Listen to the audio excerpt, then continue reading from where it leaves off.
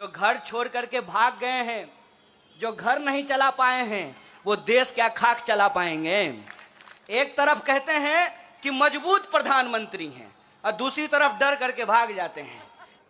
भाजपा के लोग कहते हैं शेर को पालने में खर्चा होता है। प्रधानमंत्री शेर हैं तो शेर को पालने में खर्चा होता है, इसीलिए 32 रुपए लीटर का पेट्रोल जो है 110 रुपया में बिक रहा है। 32 रुपया दाम है और बाकी का जो रुपया है टैक्स के रूप में आपसे वसूला जा रहा है, और वो पैसा आपके स्कूल के ऊपर नहीं, आप जिस सड़क पे चलते हैं उस सड़क के ऊपर नहीं, आपके घरों में जो बिजली आती है उस बिजली के ऊपर नहीं, प्रधानमंत्री जी के सूट बूट के ऊपर खर्च किया जाता है। आजकल कांग्रेस पार्टी के लिए कुछ नए नए शब्द गढ़े गए हैं। जैसे मैं जब आ रहा था तो मुझे किसी ने कहा कि टुकड़े टुकड़े का पोस्टर लगा दिया है। हमने कहा कि देखिए, हम बड़ी प्राउडली कहते हैं कि हम टुकड़ा टुकड़ा करेंगे भाजपा का। इतना टुकड़ा करेंगे ना कि फिर ये फेविकॉल क्या फेविक्विक लगाने के बाद भी ये जुड़ नहीं पाएगा। आप सोच करके बताइए, जिस तरीके से पब्लिक सेक्टर को आज पूरी तरीके से खत्म किया जा रहा है, वो किसके खिलाफ है? वो इस देश की बहुजन आबादी के खिलाफ है। आप सोच करके बताइए कि अगर एयर इंडिया नहीं होगा तो हम विमान मंत्री लेकर के क्या करेंगे? अगर रेलवे नहीं होगा तो हम रेल मंत्री लेकर के क्या करेंगे? जब शिक्षा ही नहीं बचेगी तो हम शिक्षा मंत्री लेकर के क्या करेंगे? और इसीलिए मैं ये सवाल पूछता हूं कि अगर सरकारी अस्पताल नहीं होना चाहिए, सरकारी स्कूल नहीं होना चाहिए, तो सरकारी प्रधानमंत्री लेके क्या करेंगे? ढोलक बजाएंगे? क्यों टैक्स देंगे सरकार को? सरकार का सूट-बूट खरीदने के लिए टैक्स देंगे?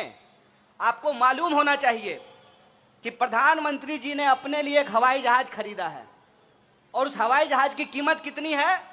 8,500 करोड़। और अभी 12 करोड़ या 16 करोड़ का कार खरीदा है।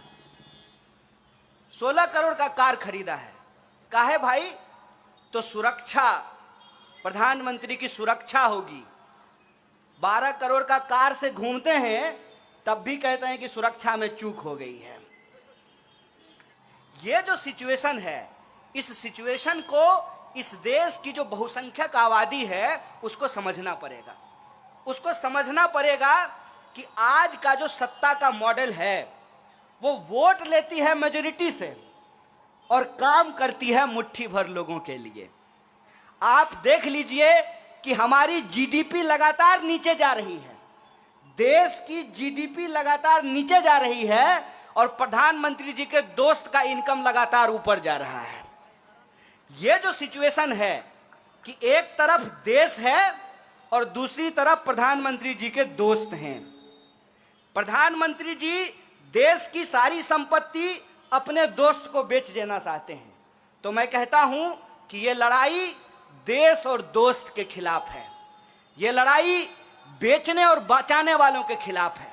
आपको तय करना पड़ेगा कि आप किस तरफ खड़े हैं। आपको सोचना पड़ेगा कि आपका हक और अधिकार किस बात में है। पल में तोला पल में मासा, ये तो नहीं चलने वाला है साहब। एक तरफ कहते हैं कि मजबूत प्रधानमंत्री हैं और दूसरी तरफ डर करके भाग जाते हैं। ऐसे नहीं चलने वाला है साहब। आप मुद्दे को भटकाना बंद कीजिए। मुद्दा यह है कि कितना भी आप प्रचार कर लीजिएगा ना, सच सच होता है। एक बात बताइए कि नारियल के पेड़ के नीचे खड़ा हो जाएं और हम 1 लाख बार बोलें आम है आम है आम है, तो नारियल आम हो जाएगा? कहते हैं बंदर क्या जाने आदि का स्वाद, बंदर क्या जाने आदि का स्वाद, और संघी क्या जाने आजादी का स्वाद। जो लोग इस देश की आजादी में शामिल नहीं थे, जिन लोगों ने इस देश को आजादी नहीं दिलाई, उनको इस देश की आजादी से प्यार भी नहीं है। कहते हैं ना, जो बनाता है उसी को दर्द होता है। महिलाएं इस बात को बखूबी समझेंगी कि जो मां 9 महीने बच्चे को अपने पेट में रखती है, उसको मालूम होता है कि मां बनना कितना मुश्किल काम होता है। जो घर छोड़ करके भाग गए हैं, जो घर नहीं चला पाए हैं, वो देश क्या खाक चला पाएंगे। इसीलिए मैं आपसे कहता हूं कि आज के डेट में इस देश की जो बहुसंख्यक आबादी है, उसको ये सोचना पड़ेगा कि उसका मुद्दा क्या है। सवाल किसी को प्रधानमंत्री या मुख्यमंत्री बनाने का नहीं है, सवाल देश का है, सवाल देश को बचाने का है। मैं बार बार आप लोगों से एक आग्रह कर रहा हूं, देश रहेगा तभी न राजनीति होगी, देश में लोकतंत्र रहेगा तभी न कोई मुख्यमंत्री बनेंगे। देश की स्थिति यह है कि जिन्होंने देश बनाया, देश के लिए जान गंवाई, देश के लिए कुर्बानियां दी, आज उनसे देशभक्ति का प्रमाण पत्र मांगा जा रहा है। जिन्होंने आजादी के आंदोलन के साथ गद्दारी की, अंग्रेजों के साथ बैठ करके चाय पे चर्चा करते थे, जो देश की संपत्ति को बेच रहे हैं, आप मुझे बताइए, राष्ट्रीय संपत्ति को बेचना कौन सा राष्ट्रवाद है भाई। आज ये जो उल्टी गंगा बहाई जा रही है, एक तरफ वो लोग हैं, एक तरफ कांग्रेस पार्टी है। अक्सर हमसे लोग ये सवाल पूछते हैं कि क्या विकल्प है, भाजपा का क्या विकल्प है। मैं कहता हूं, बीमारी का विकल्प नहीं, इलाज होता है, और भाजपा का इलाज कांग्रेस है, इस बात को याद रखिएगा। अगर आप बचाना चाहते हैं तो मैं आप तमाम लोगों से ये आग्रह करना चाहता हूं, इधर उधर की बात में मत फंसिए।